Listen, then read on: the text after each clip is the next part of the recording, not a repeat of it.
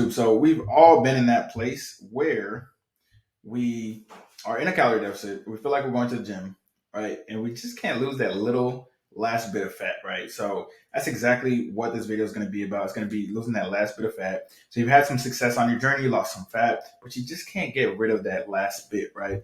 So today we're going to walk through exactly some of the mistakes you might be making. And the only reason I know this is because my clients made these mistakes and I used to make these same mistakes as well. So let's get right into it. All right. So like I said, you're in a deficit, you're working out consistently. Nothing is more frustrating than a plateau, right? Like you're in a plateau and you literally feel like you've been doing anything. You've been executing, you've been tracking calories, you've been weighing your foods, and you're frustrated, you're tired, you're like, damn, when am I going to be done with this deficit? You're going to the gym day in and day out, and then you step on the scale every single week, and it's the same thing, right? Now, as you can see with this meme right here, some of this stuff is going to be exactly what we're talking about, right? So underestimating portion sizes, untracked cheat meals, you don't track alcohol, all those things. So let's get right into it. So number one, like I said, I used to do these same things. You're not tracking everything because, like, listen, when you're in a deficit for a long period of time, your mental starts to kind of affect you, and you're like, oh, I could just add a little bit of peanut butter, or I don't have to weigh this peanut butter. And you might be doing double the serving size, and then you'll be like, I don't have to count. It's ridiculous to count the amount of cashews I'm having or the amount of almonds I'm having, right? So then you end up taking a handful, which is really 2 servings instead of 1 serving. So now you got extra peanut butter, you got extra cashews. You might use dressing and not track it, right? You might not track your alcohol. All of that adds up to 500 plus calories. So that's definitely going to keep you in a plateau, guys. All right. And then if you don't track, you're also going to have a bigger serving of rice or potatoes. Like what used to happen to me, it was like I would be in a deficit for a while, and then I'd start to get an ego and be like, you know what, I don't have to track. I know exactly how much it is, right? And throughout the week, I would slowly add a little bit more, rice, a little bit more, you know, um, peanut butter, a little bit more almonds to every serving because I wasn't tracking. When you're tracking your exact, you literally make sure that you control everything and that you're executing the right amount of calories, right? And that's the way to get in and out of calorie deficit as fast as possible. Problem is, a lot of us, like I said, we track for like a couple of weeks, we get overconfident in our tracking abilities, and then eventually we under track. And then we're eating way more because we're not tracking right. So tracking is super important, guys. It's kind of like when you're trying to save money, same thing. Like you're budgeting, you're disciplined, you're tracking every single expense, and then you're like, I've been tracking pretty good. I know what I'm doing, and then you start making these small expenses, right? Like maybe you used to just go get gas, but now when you go to the gas station, you're buying this or that, and you used to go to Target and just get your groceries, but now you're grabbing something else, right? So it's the same thing with calories, guys. Like, and this is one of the biggest misconceptions of all time. Like, oh my gosh, I'm only eating 1,200 calories and I can't lose fat. Listen, if anybody eats 1,200 calories, unless you're like 4'11", 100 pounds, if you're like 5'6", 170 as a woman, if you're like 5'10", 180 as a guy, and you eat 1,200 calories, I'm not saying I recommend you eat 1,200 calories, but if you do eat 1,200 calories, even if your metabolism was to down regulate, right, you would still lose weight on the scale. You might lose some muscle, but you're gonna lose weight. Like you can't not lose weight on those calories, right? And even if your thyroid is a little bit slower, you're still gonna lose a little bit of weight as well. And if your thyroid is slow, then obviously they give you Synthroid, levothyroxine as a replacement as well. So yeah, even if like your hormones are really really bad and you're eating like 1,200 calories, you're gonna lose weight. Now it's not gonna be the healthiest. I don't recommend you only eating 1,200 calories, like I said, unless you're like really lean already. But yeah, these are some of the biggest things I see too, right? So like I said, extra peanut butter, your daily veggies, they add up. Obviously, you don't weigh your foods, and you just have estimates. Estimates are always going to be wrong. We always just underestimate the amount of calories we eat, guys. All right, here's another one. Your activity level has dropped, right? So throughout your cut, as you get leaner and leaner and leaner, your body tries to become more efficient, which means it doesn't want you, moving as much because it wants to conserve as many calories as possible. So, for example, if you're walking like 5K steps at the beginning of your cut, and now you're walking like 2K steps, that's obviously a significant difference, guys. That is a difference of 21,000 steps per week. All right, and that's going to make a huge difference. So if you're doing all of these things, eating these extra calories, like extra 500 calories, and you're taking 21,000 less steps, then you're definitely not going to be losing any weight, guys. You'll probably be at maintenance at that point.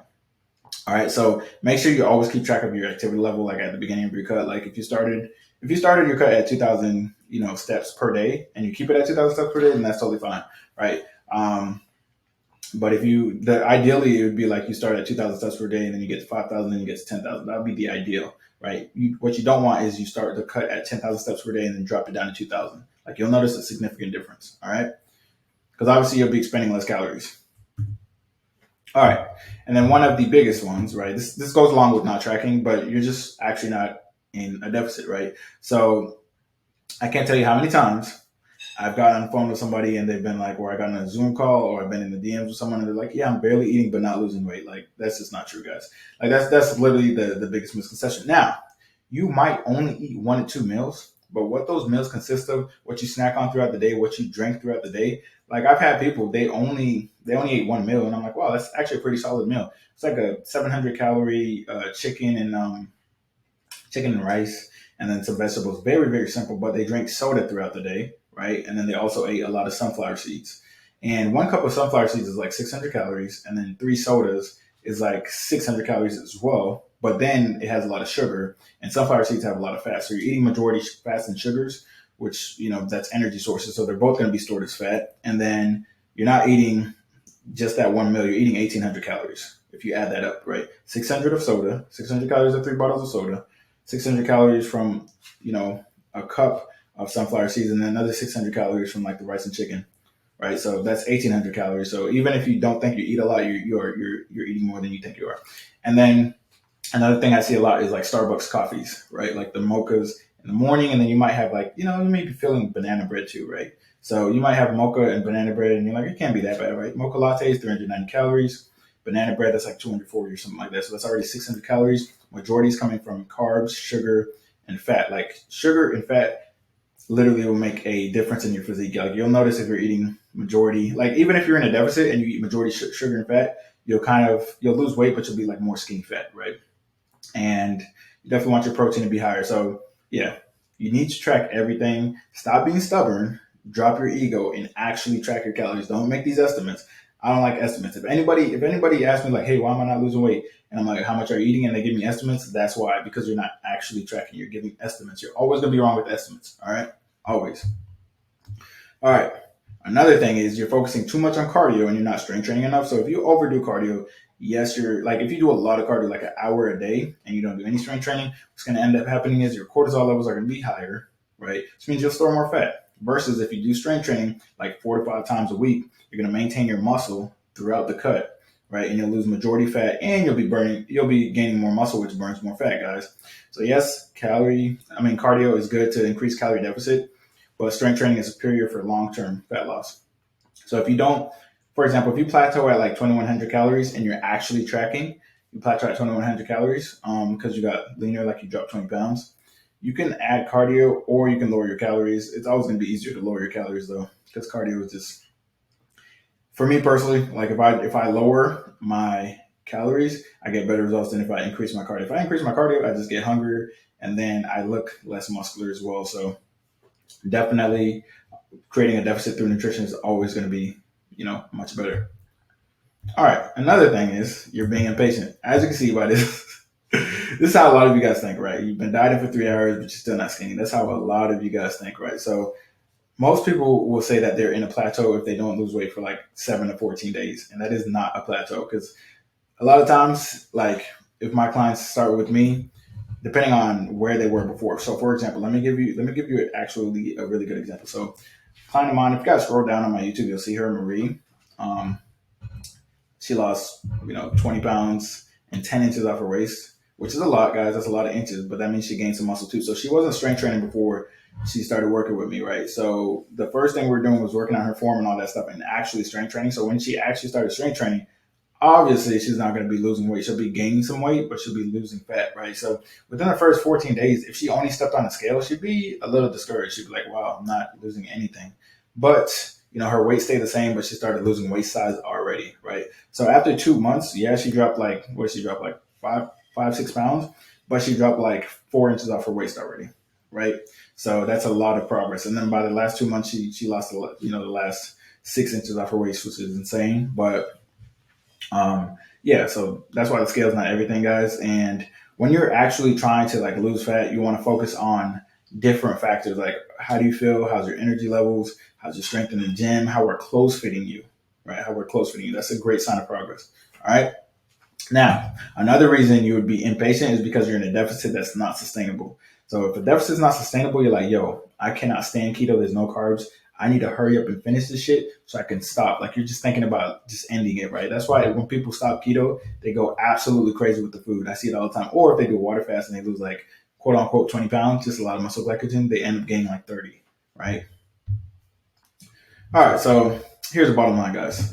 You want to make sure that you're honest with yourself when it comes to tracking calories, when it comes to exactly why you're not losing weight. Because literally 100% of the time, the reason someone isn't losing weight is because they're not tracking, number one, or they're not actually in a deficit. Maybe the calculator says you need 1,800 calories for the deficit and you've been eating 1,800. Maybe you actually need 1,500, right?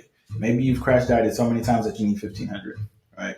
But you're not eating 1,000 calories and not losing weight, guys. It's just not happening. Maybe you're tracking 1,000 calories and you're not losing weight. But if you track the other 1,000, you know exactly why the fuck you're not losing weight, guys.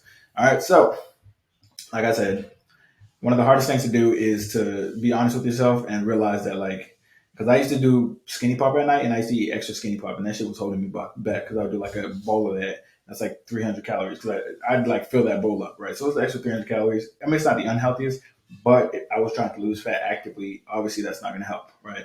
Or if you're doing some ice cream, if you do low calorie ice cream, but then you eat like 4 servings, obviously now it's basically on par with regular ice cream. If you're doing like trail mix, but you're doing like 4 servings, that right there is 460 calories, close to 500. That's taking you out your deficit, right? And we tend to do things like that when we're watching Netflix, watching YouTube, something like that, right? So be honest with yourself and before blaming anything or looking up like I'm not losing weight because why or whatever, actually track your calories. Download my fitness pal, track your calories, and you'll be like, yep, that's why. That's why. It's my fault. Hope you enjoyed this video. Like, comment, subscribe.